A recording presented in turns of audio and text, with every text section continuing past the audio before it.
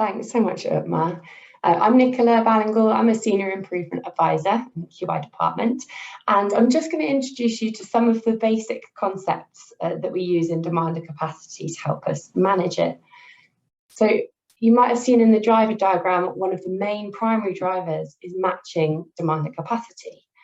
We know that delays in healthcare aren't usually the result of just an increase in demand. It's about the match of demand and capacity. So what can we do? Either we'll be aiming to reduce variation in patient demand and smoothing that kind of flow of patients into the service, or we'll be making sure that the capacity is equal to the demand. So you might have seen in all of our comms, we've been sending you pictures of bathtubs, and if you've been wondering why, it's a really helpful way just to think about the various concepts in demand and capacity. So if you imagine the demand for the work that we do being water kind of flowing into the bath, and that could be all sorts of like referrals or the information that we need to process or tests we need to process, that's like water pouring into a bath. And the capacity that the team has is like the plug hole size. If you've got a big plug hole, you can process lots of work, assessments, for example, and the patients will flow out the system freely. If there's a smaller capacity, a smaller plug hole size, of course, a backlog starts to develop, and that's like the water level in the bath. And so the backlog will continue to increase if we don't match demand to capacity. And the activity that we do, like processing referrals, seeing patients, that's the work that's pouring out of the bath. So those are four kind of basics that you might be measuring and keeping an eye on throughout the project that you're working on.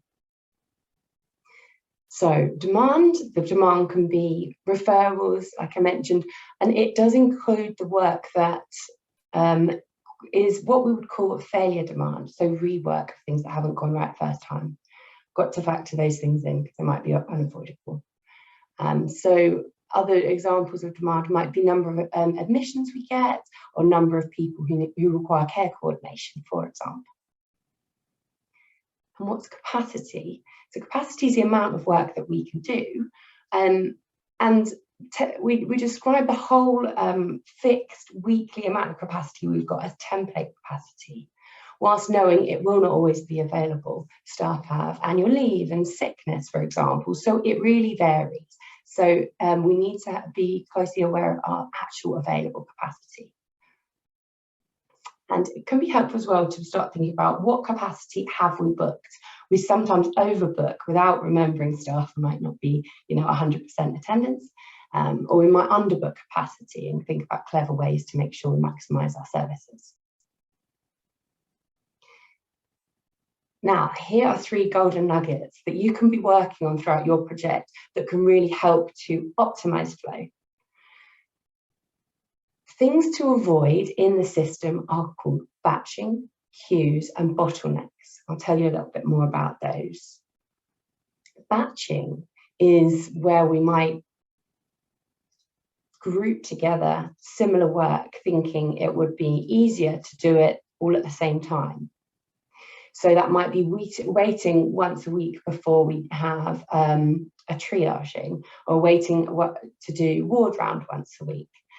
The problem with that is, although it might feel like efficient use of time because a consultant is available once a week, it actually creates artificial delays and it disrupts that natural flow of activities. So ask yourself, is there anything you can do to reduce the amount of batching you do? It might be you could increase the frequency of those processes, like have daily screening meetings, or it might be you could just reduce the size of the batches that you use, like maybe see 5 people at once rather than 20 people. The next difficulty that I mentioned with flow of patients through the system is queues. So this isn't just people lining up at reception, but a queue is a group of service users waiting to access a specific part of your system. So that could be people waiting at reception And a separate queue would be people waiting at triage.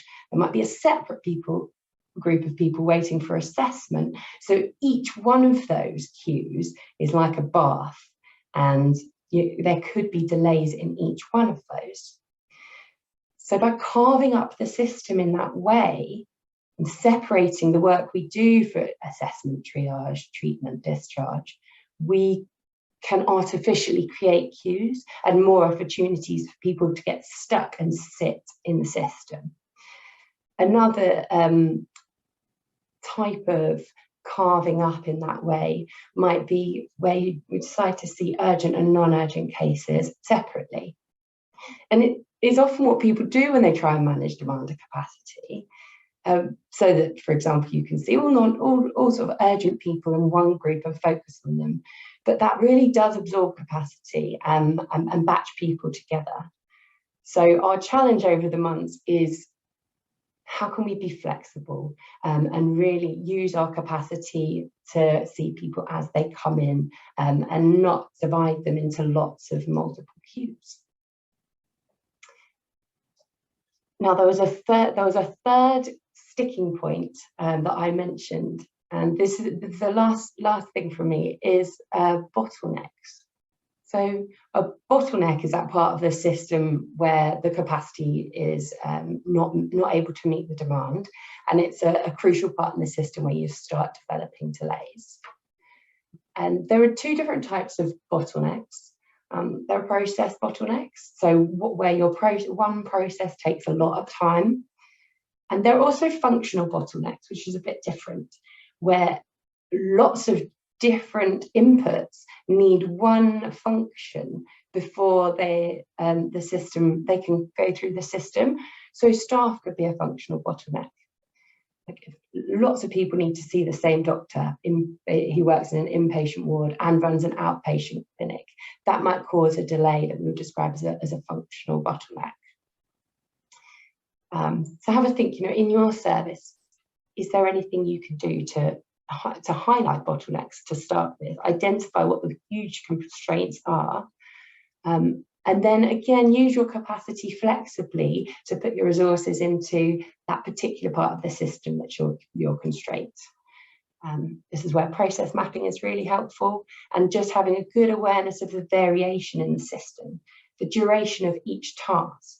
And we use statistical process control charts in quality improvement, which don't just look at the average performance, but the real limits between which we perform. So if we're aware of all of those, we can be quite clever about how we see people and where we invest our resource. So I know that's a lot of information, and you're gonna get that in your post-coms after the session, so you'll have it all written down. And of course, you've got improvement advisors and coaches supporting you between. I see a raised hand. Anyone got any questions? Hello. Yeah, sorry. I put my hand up and then put it down again. Can you hear me okay? Yeah, we can. Okay. Yeah. I was just wondering, because I was thinking about when you were talking about batching, and I think it's something that throughout my career in the NHS we do all the time. We have loads of meetings, etc., etc. And I think you're right in the sense that it's always thought of as getting the right people in the right room, etc., etc. And I'm thinking of the services that I'm working with at the moment.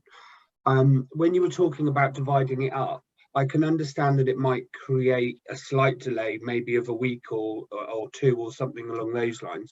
But what would I guess, because I'm so programmed into doing batching, what are some of the kind of alternatives, or how might it actually impact on the service, is what I was just thinking about.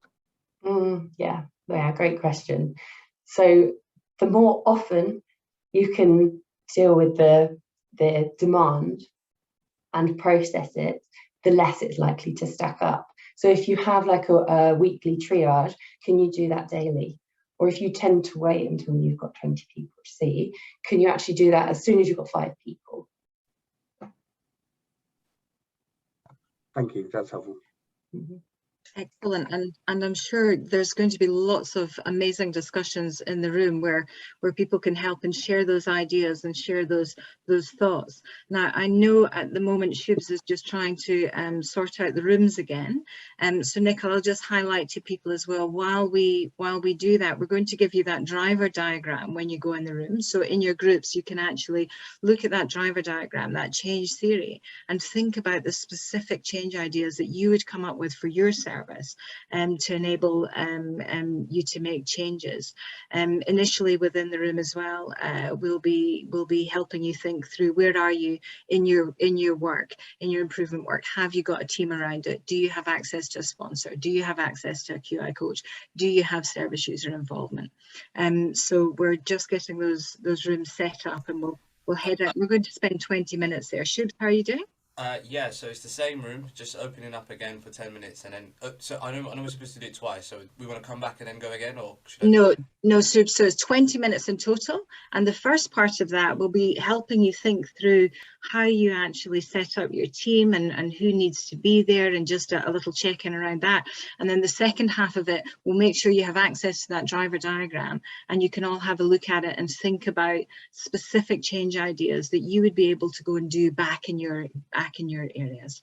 Okay, so Shubs, whenever you're ready, I think we're all good to go here as well. You'll all have an access to your facilitator as well, so any of those questions as well, they'll be able to help you with.